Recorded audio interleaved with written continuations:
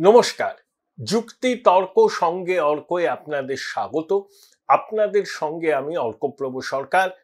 শুরু হয়ে গেছে এসআইআর, ঘরে ঘরে যাচ্ছেন বিএলওরা, রাজনৈতিক চাপানোতর চলছে। পশ্চিমবঙ্গের বিধানসভা নির্বাচন হওয়ার কথা 2026-এর মার্চের শেষ থেকে এপ্রিলের শেষ পর্যন্ত। 5ই মের পর নতুন সরকার গঠন হওয়ার কথা, কিন্তু আমার তো মনে হচ্ছে বিধানসভা নির্বাচন শুরুই হয়ে গেল। কারণ এসআইআর এর সঙ্গে বিধানসভা নির্বাচন অঙ্গাঙ্গী ভাবে জড়িত। নির্বাচন কমিশন বলছে যে নির্ভুল ভোটার তালিকা তৈরি হবে, সারা ভারতবর্ষ জুড়ে হবে। তা পশ্চিমবঙ্গে নির্বাচন করা নাড়ছে। শাসক বলছে এত স্বল্প সময়ের মধ্যে এত বড় এক্সারসাইজ কি সম্ভব? 7,64,00,000 ভোটার। তৃণমূল বলছে বিজেপি কমিশন চক্রান্ত করে বাংলার প্রান্তিক গরিব মানুষ, পরিযায়ী সংখ্যালঘুদের ভোটাধিকার কেড়ে নিতে চাইছে। হুক্কা হুয়া রবে এই সুরে সুর মিলিয়েছে বাম কংগ্রেস। যদিও শেষবার যখন রাজ্যে এসআইআর হয় তখন বামেরা ক্ষমতাসীন ছিল। তৎকালীন সিপিআইএম এর রাজ্য সম্পাদক অনিল বিশ্বাস এসআইআর প্রক্রিয়াকে সমর্থন জানিয়েছেন। যদিও বিমানবাবু একটু বেগরবাই করছিলেন, কমিশন তাকে নোটিশ পর্যন্ত পাঠায়, কিন্তু এত উত্তেজনা ছিল না এসআইআর কে নিয়ে। যদিও 2002 এসআইআর এর পরে সঙ্গে সঙ্গে নির্বাচন ছিল না, 2004-এ নির্বাচন হয় লোকসভার। সেই নির্বাচনে তো 35টা আসনে জয়লাভ করে বামপন্থীরা। তো এসআইআর এর পরে অনেক ভোটারের নাম বাদ গেছিল, 22-23 লক্ষ, তারপরেও বামপন্থীরা জয়লাভ করেছিলেন। তাই এসআইআর হলেই শাসকের ভরাডুবি অনিবার্য, এই তত্ত্বটা সবসময় মেলে না। কিন্তু এবারের পরিস্থিতি অন্য। ভারত বাংলাদেশ সীমান্ত লাগোয়া যে সমস্ত জেলা আছে, সেই জেলার বহু বিধানসভা কেন্দ্রে 2009 সালে যতজন ভোটার ছিলেন, 2025-এর জানুয়ারিতে যে ভোটার তালিকা প্রকাশিত হয়েছে, খতিয়ে দেখবেন কোথাও 50%, কোথাও 55% ভোটার বেড়েছে। এই কলকাতার উপকণ্ঠে রাজারহাট নিউ টাউনে 30% ভোটার বেড়েছে। এটা অস্বাভাবিক, জাতীয় গড়ের থেকে অনেক বেশি। আবার পশ্চিমবঙ্গের অনেক কেন্দ্রে জাতীয় গড়ের থেকে ভোটার সংখ্যা বৃদ্ধির হার কম, আবার কোথাও সমান। সেগুলো স্বাভাবিক। অনুপ্রবেশ ভারত বাংলাদেশ সীমান্ত লাগোয়া রাজ্যগুলোর একটা জ্বলন্ত সমস্যা। পশ্চিমবঙ্গ, আসামে এর অভিঘাতটা বেশি। কিন্তু যে চাপানোটা তৈরি হচ্ছে এসআইআর কে নিয়ে, আমার তো মনে হলো যে নির্বাচনটাই শুরু হয়ে গেল। যত সময় এগোবে, যত দিন যাবে, উত্তেজনা তুঙ্গে উঠবে, রাজনৈতিক আকচি চরমে উঠবে। শাসক বলছে একজন বৈধ ভোটারের নামও যেন বাদ না যায়। এটা তো আমরাও চাই, কিন্তু বৈধ ভোটার আর কে অবৈধ ভোটার সেটা ঠিক করবে অভিষেক ব্যানার্জি, মমতা বন্দ্যোপাধ্যায়। সেটা ঠিক করার দায়িত্ব নির্বাচন কমিশনের, সাংবিধানিক প্রতিষ্ঠান।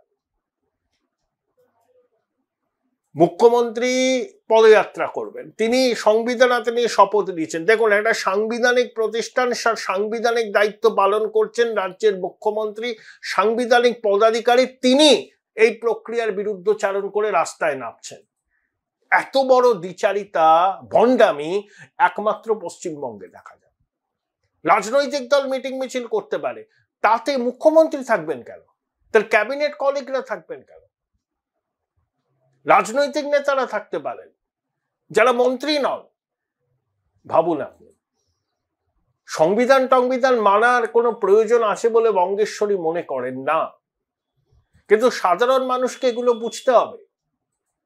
সংবিধান নিছক একটা বই নয়। ওই রাহুল গান্ধী সংবিধান তুলে তুলে দেখান, ওভাবে তো সংবিধানের মর্মবস্তু বোঝা যায় না।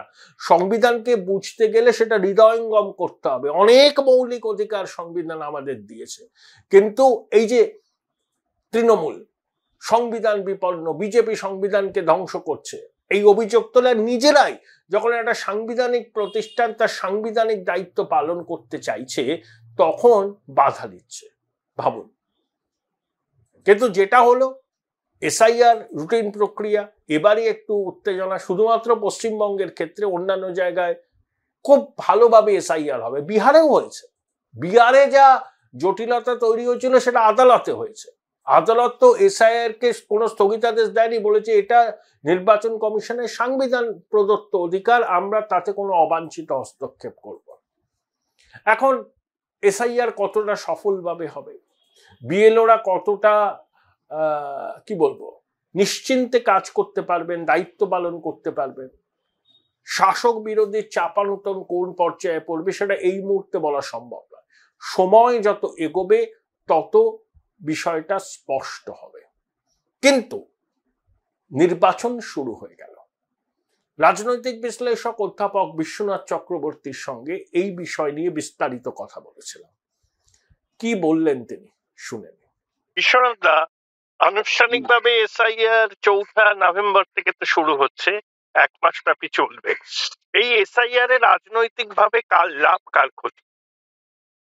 দেখো, আজকেই 4 নভেম্বর, আগামী 4 ডিসেম্বর পর্যন্ত সমীক্ষকরা নির্বাচন কমিশনের তরফ থেকে বাড়ি বাড়ি যাবেন, দুটো ফর্ম নিয়ে যাবেন প্রত্যেক বাড়ির প্রত্যেক ব্যক্তির জন্য, এবং তারা এই পর্বে প্রথম 1 মাস মানে 2002 সালের যে শেষ এসআইআর এর ভোটার তালিকা, তার সাথে ব্যক্তি সম্পর্ক বা লিঙ্ক খুঁজে বার করবেন। এই 1 মাস অ্যাকচুয়ালি যে কাজটা, সেটা ইলেকশন কমিশন চাইবে যে পূর্ববর্তী যাদের মানে 2002 সালে নাম ছিল, তাদের নাম আইডেন্টিফাই করে শনাক্ত নিজেরা করে প্রথমেই মানে ভোটার তালিকায় যাদেরকে হিয়ারিং করা হবে সেই সংখ্যাটা কমিয়ে দেওয়া।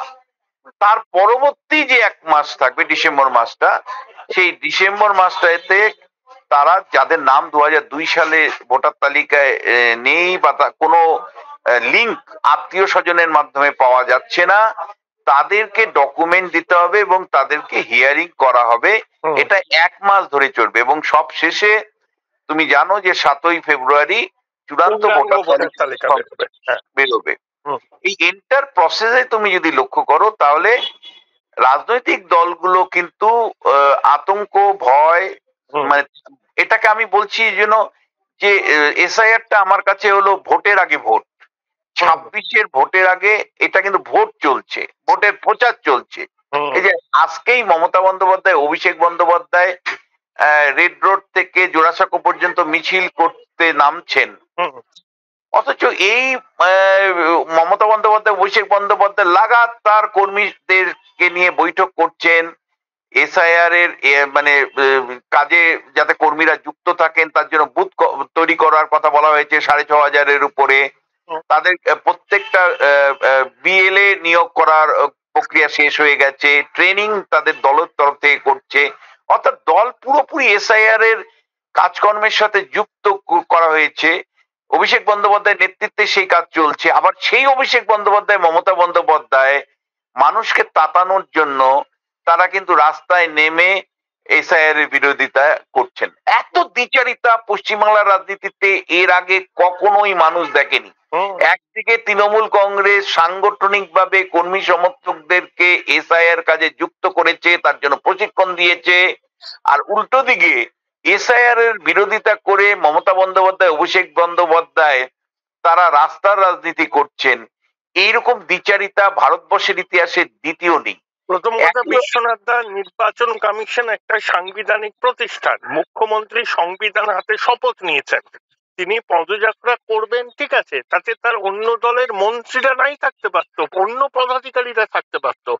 একজন মুখ্যমন্ত্রী একটি সাংবিধানিক প্রতিষ্ঠানের বিরুদ্ধে পদযাত্রা করবেন, কিভাবে দেখেন? না দেখো, এর আগেও তো অতীতেও তুমি দেখেছো যে মমতা বন্দ্যোপাধ্যায় সাধারণত মানে প্রতিষ্ঠান বিরোধী অবস্থান থেকে বা বিরোধী নেত্রীর ভূমিকা তিনি এখনো ঝেড়ে ফেলতে পারেননি, ফলে সেই জায়গা থেকে সংবিধানের বাইরে গিয়েই তিনি কাজ করেন। মানে এটা কেতা দুরস্ত, সেটা হাইকোর্ট থেকে শুরু করে সুপ্রিম কোর্ট মেনে নিয়েছে। কেন্দ্রীয় সরকার মমতা বন্দ্যোপাধ্যায়কে দিনের পর দিন তার এই ধরনের বেআইনি কাজ বা আইন বহির্ভূত কাজকে মেনে নিয়েছে। মানুষ, পশ্চিমবাংলার মানুষও মেনে নিয়েছে। মমতা মানেই এক্সেপশন, মমতা মানেই আইনের ঊর্ধ্বে, মমতা মানেই হলো সংবিধানের ঊর্ধ্বে। ফলে এই জায়গাটা তো একটা উনি তৈরি করেছেন, এটা কার্যত সবাই মেনে নিয়েছে বা মেনে নিতে বাধ্য হচ্ছে। আরেকটা তোমাকে খুব পরিষ্কার করে বলছি, যে মানে প্রধান বিরোধী দল বিজেপির জায়গা থেকেও যদি দেখো, তাদের মধ্যেও কিন্তু যে মানে এসআইআর নিয়ে যে মানে একেবারে ইলেকশন কমিশনের প্রসেস মেনে যে প্রচার, সেই প্রচারটা হচ্ছে না। রাজনৈতিক তরজা পরিষ্কার করে এখানেও কিন্তু আমি দেখতে পাচ্ছি, এখানেও মানে 1.5 কোটি মুসলমানকে বাদ দেওয়া হবে এইটাকেই যেন বড় করে বলা হচ্ছে। মমতা বন্দ্যোপাধ্যায় যেমন একজনও নাম কাটলে রক্তগঙ্গা বুইয়ে দিব তার দল বলছে, বা লন্ডভন্ড করে দিব বলছে, আর অন্যদিকে বিরোধী রাজনৈতিক দলের তরফ থেকে যেটা বলবার চেষ্টা করা হচ্ছে যে এখানে 1.5 কোটি নাম বাদ যাবে। এবং তুমি দেখো বিএলও যারা এই কাজের সবচেয়ে গুরুত্বপূর্ণ ব্যক্তি বা আধিকারিক, তাদেরকে নিয়ে দুটো রাজনৈতিক দল কার্যত হুঁশিয়ারি, কার্যত তাদের উপর চাপ তৈরি করা, তাদের উপর তাদের মানসিক চাপ তৈরি করা এবং তাদের শারীরিক নিগ্রহের পর্যন্ত হুমকি তৃণমূল কংগ্রেসের একের পর এক নেতা দিয়েছে, বিজেপির একের পর এক নেতা দিয়েছে। ফলে আমার প্রশ্নটা অন্য জায়গায়। আমার প্রশ্ন হচ্ছে, যতক্ষণ পর্যন্ত তুমি সংবিধানকে পরিবর্তন করতে না পারছো, ভারতবর্ষের সংবিধানে ইলেকশন কমিশনের নিজস্ব কোনো কর্মী বাহিনী নেই। ভারতবর্ষের সংবিধানে ইলেকশন কমিশন রাজ্য স্তরে যে কাজ করে, সেটা বিধানসভা নির্বাচন হোক, লোকসভা নির্বাচন হোক, ভোটার তালিকা সংশোধন হোক, পুরোপুরি রাজ্য সরকারের কর্মীদের উপর ডিপেন্ড হয়ে, পুরোপুরি রাজ্য সরকারের কর্মী, তাদের বিএলওরা কারা? রাজ্য সরকারের কর্মচারী বা শিক্ষক। তোমার গিয়ে অ্যাসিস্ট্যান্ট ইআরওরা কারা? বিডিও, যে বিডিও তৃণমূল কংগ্রেসের দখলে। তোমার ইআরও, ইলেকট্রাল রেজিস্ট্রেশন অফিসার কারা? এসডিওরা। তারপর ডিও, ডিস্ট্রিক্ট ইলেকট্রাল অফিসার হলো ডিএমরা। এমনকি সিও অফিস, সিও নিজেও হলো রাজ্য সরকারের ক্যাডারের অন্তর্ভুক্ত। ফলে এই রাজ্য সরকার যদি সহযোগিতা না করে, সংবিধান যতক্ষণ তুমি পরিবর্তন করতে না পারছো, ইলেকশন কমিশনের নিজস্ব কোনো কর্মী বাহিনী নেই, রাজ্য সরকারের কর্মীর উপর নির্ভর করে, কেন্দ্রের উপর নির্ভর করে রাজ্য সরকার না করে, তাহলে নির্বাচন কমিশন এসআর বোম্মাই মামলার রায়টাকে প্রয়োগ করতে পারে।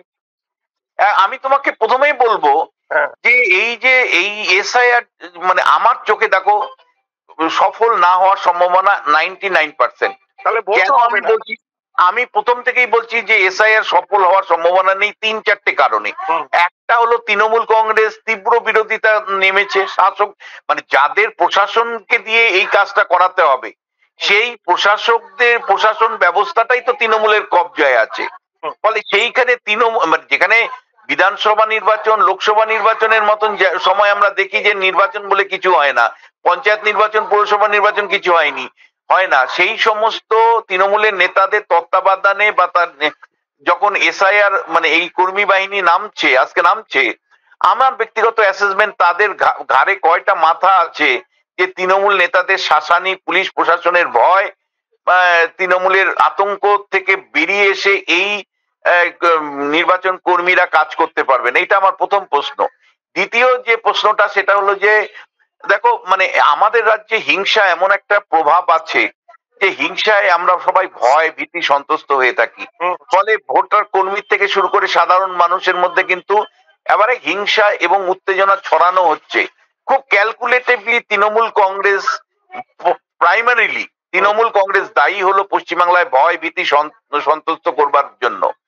এবং তুমি যদি দেখো, অভিষেক বন্দ্যোপাধ্যায় বলছে গাছে বেঁধে রাখতে হবে বিরোধী দলের কর্মী নেতাদেরকে, আবার কেউ বলছে রক্তগঙ্গা, রাজীব বন্দ্যোপাধ্যায় বলছে রক্তগঙ্গা বইয়ে দিতে হবে, কেউ মালদার মানে তাজউদ্দিন নাকি মন্ত্রী, তিনি বলছেন যে লন্ডভন্ড করে দিতে হবে, কেউ আবার বিএলওদেরকে গাছে বেঁধে রাখার কথা বলছে। এই যে মানে সন্ত্রাস ছড়ানো, হিংসা ছড়ানো, ভয় ছড়ানো, এটা কিন্তু আরেকটা কাজ। আর থার্ড যে বিষয়টা আমি তোমায় বলবো, যে গত 15 বছরে পশ্চিমবাংলাতে কর্মী সংখ্যা মানে তুমি চাইলেও একটা ভালো কর্মী নিয়োগ করতে পারবে না, কারণ 6 লক্ষ সরকারি কর্মী এই সময় অবসর নিয়েছেন তৃণমূল শাসনকালে। তৃণমূলের নীতি হলো যে স্থায়ী পদ পূরণ করা যাবে না, অস্থায়ী কর্মী, চুক্তিভিত্তিক কর্মীদেরকে দিয়ে তৃণমূলের ছত্রছায়ায় রেখে কাজ করাও। ফলে স্থায়ী কর্মী নেই, আর ইলেকশনের কাজ করতে গেলে স্থায়ী কর্মী দরকার। 6 লক্ষ সরকারি কর্মী মমতা বন্দ্যোপাধ্যায়ের শাসনকালে অবসর নেওয়ার পরে সেগুলো স্থায়ী করা হয়নি পলিটিক্যাল কারণে। ফলে কর্মীর অভাব। স্কুলগুলো 2 লক্ষ সরকারি মানে শিক্ষক নিয়োগ হয়নি, 2 লক্ষ মানে তুমি জানো 26,000 শিক্ষক তো ইতিমধ্যে কাজ হারিয়েছেন, যদিও তাদেরকে এখনো পর্যন্ত রাখা হয়েছে এই কাজে।